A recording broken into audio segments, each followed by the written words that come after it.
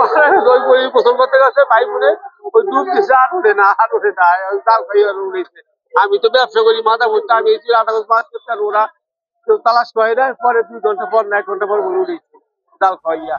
গোপালগঞ্জের কোটালীপাড়ায় পৃথক ঘটনায় পানিতে ডুবে আপন চাচাতো ভাইবোন সহ 3 জনের মৃত্যু হয়েছে।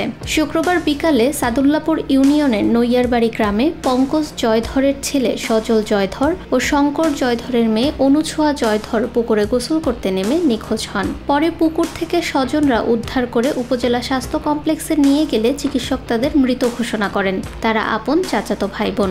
আমি মনে করেন একজন ওদের সাঁতর থেকে এসে পরে মাঝামাঝি গিয়ে